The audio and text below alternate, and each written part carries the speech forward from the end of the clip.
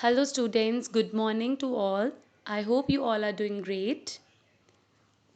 So, we will start today human environment. But before proceeding to it, let me tell you some points regarding how we can save natural environment and how we can say that natural environment can be saved or managed properly. So, let's start.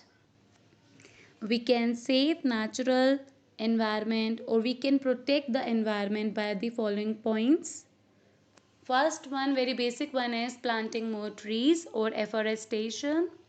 Second one, we should not cut the trees or we should avoid the cutting of trees.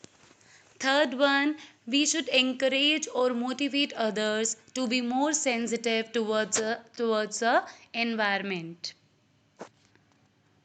through speech, through articles, through publications, through many things we can encourage or motivate others, through protest as well. Okay, so next point is we should use such products which can be recycled or reusable. So next point is reduce, reuse and recycling the products. Okay, after that, we should save and conserve every drop of water. Very important point. Next one is cut energy consumption. Basically, it means that we should utilize the energy in a proper manner, in an efficient manner. We should not use it carelessly. And after that, we should support climatic change initiative. For example, reducing carbon dioxide emissions. Most of the places which do carbon dioxide emission, and they are such as factories, industries. From such areas there are lot of emission of the carbon dioxide, so we should focus on such kind of things as well. We should take some initiatives. Okay, so these are some of the points by which we can say that we can protect our environment. Apart from these points, one point I want to tell you, and that is overpopulation. Because of this overpopulation, we are degrading our environment and we are not protecting the environment. So, there should be not overpopulation. Okay, so let's start our today topic, that is human environment. Human environment. It is the environment in which it is created by man for his better existence and growth, which includes his settlements, means of transport and communication, and development of all other facilities with the help of our very sweet nature, that is natural environment. So we can say that human beings interact with the environment on day-to-day basis and modify it according to their needs. Are we using water daily? Yes. So human beings are using water daily. It means human beings are using the natural environment on a day to day basis and modify it according to their needs. Like they use water for drinking, they use water for cooking, they use water for cleaning the house and for the other household activities. So, due to modernization, our needs grew. So, we learned new ways to fulfill our needs. How? Let me give you one small example. As in the early age, the human settled himself near to the banks of the river, and gradually they learned to grow crops, domesticate animals, and lead a settled life. Later on, the wheel was invented, surplus food was produced, and trade started and commerce developed. So, in this way, there are so many things developed gradually in this time period. And hereby we can say that there was a great change in the industry and transportation, which became faster, and it enabled the large scale production as well.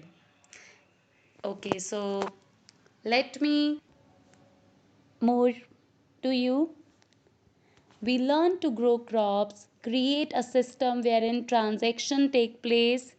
For example, barter system. Barter system. What is barter system? Can anyone guess?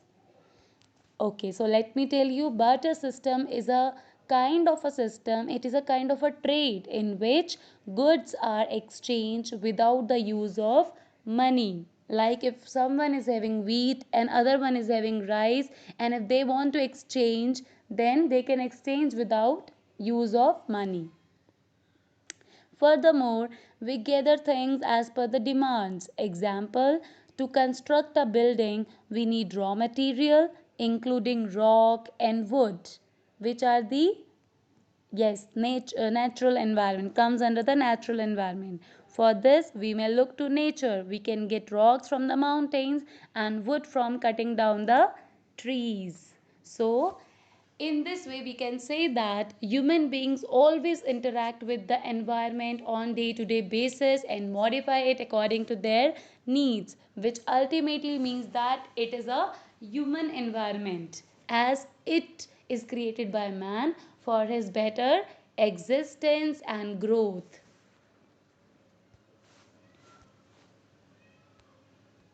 Now, gradually, as they settled themselves near to the banks of the river and produced food and helped themselves to progress in different fields, later on, gradually, humans started processing various raw materials to meet their demands. As I told you, there was a development in industries as well as transportation.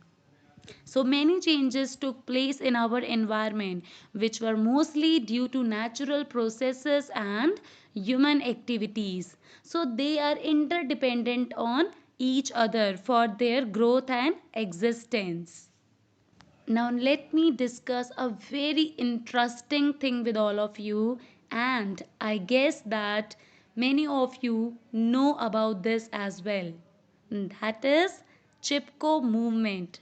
I hope you all know what is Chipko movement, but still, let me tell you, it is a movement to save trees from cutting down. Now, in 1973, the villagers in the Alaknanda River valley of Uttarakhand protested against the indiscriminate cutting down of trees. They did so by hugging the trees in order to save them from being cutted down. This movement became famous or is known as Chipko movement.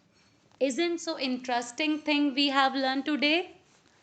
So I am hoping from all of you that our coming generation, that is you people will save our nature and will do afforestation as much as possible after this lockdown ends. So today for this much only, and I am sharing homework with all, and that is only two questions I have shared. First one is, how can natural environment be managed properly? In this you have to write that what efforts we can make to protect our environment.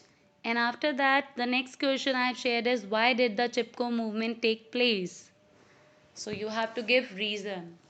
Okay, so till then, take care of yourself.